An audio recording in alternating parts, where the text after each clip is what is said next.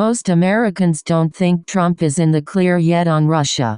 New poll finds President Trump's approval remains stable, and a third of voters say they don't know whether the summary of Mueller's findings clears him of wrongdoing in a new NBC News WSJ poll.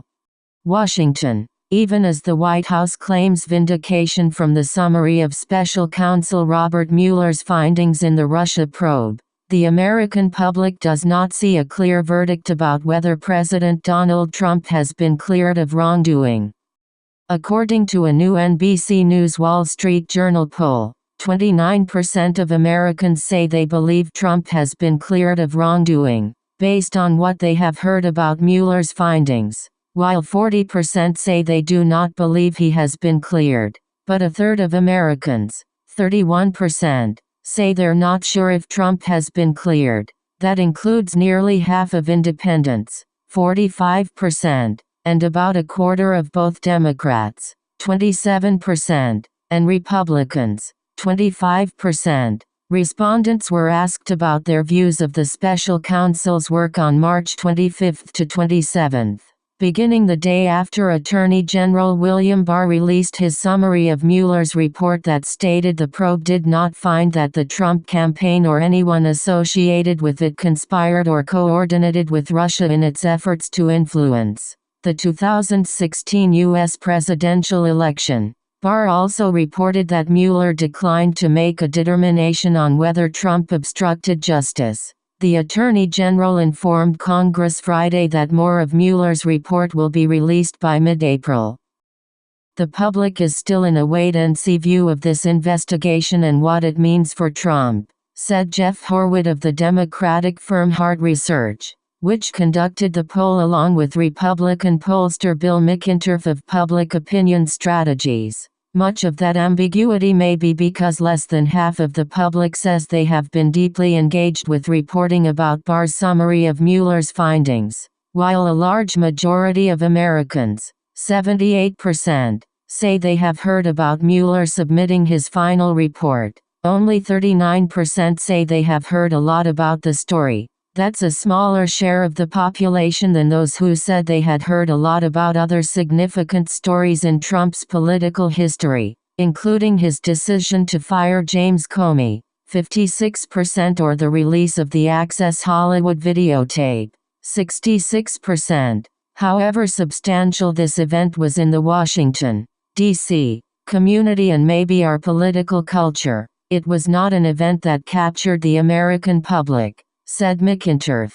The narrative about the Mueller probe has also not significantly affected the president's approval rating, which stands at 43%. 53% of Americans disapprove of his job performance. In February, Trump's approval rating stood at 46%, but this month's shift is within the poll's margin of error. Since last month, fewer Americans now say that the Mueller probe has given them more doubts about Trump's presidency. In the NBC WSJ February poll, 48% of Americans said the investigation gave them more doubts, while 47% disagreed. Now, 36% said they have more doubts about Trump as a result of the probe, compared with 57% who disagree. But nearly all of that shift came among Democrats. In February, 82% of Democrats expressed more doubts as a result of the investigation, compared with just 61% now. But the same period of time saw no increase in Trump's overall approval rating among Democrats. Warning signs for Trump for 2020, and some Democratic presidential candidates. 2. While the poll did not find a significant shift in the president's approval rating, it showed some continued weak spots as he prepares to run for re-election. Overall, half of registered voters say they are very uncomfortable with his candidacy, while an additional 9% say they have some reservations. Among those saying they're very uncomfortable are at least half of several traditional swing voter groups, such as independents, 50% saying they are very uncomfortable, suburban women, 56%, and moderates, 57%. In contrast, Just 26% of voters overall say they're enthusiastic about Trump's 2020 bid, with another 14% saying they are comfortable. But some Democratic candidates also face significant discomfort from the voting public. 2. A combined 58% of voters are either uncomfortable, 37% or have reservations about, 21%. Bernie Sanders' 2020 bid. For Elizabeth Warren, it's a combined 53%, and for Kamala Harris and Beto O'Rourke, it's 41% of voters expressing either reservations or discomfort. For Joe Biden, who has yet to formally announce a presidential bid, a combined 47% are either enthusiastic, 17% or comfortable, 30%, with him as a candidate, compared with 48% who say they're either uncomfortable or have reservations. Democrats name Biden as most acceptable of well-known candidates. Among just Democratic primary voters, Biden appears to be the most palatable presidential candidate at the moment. A combined 73% of Democrats say they're either enthusiastic, 33% or comfortable, 40%, with Biden as a candidate, while just 25% either have reservations, 19% or are uncomfortable, 6%.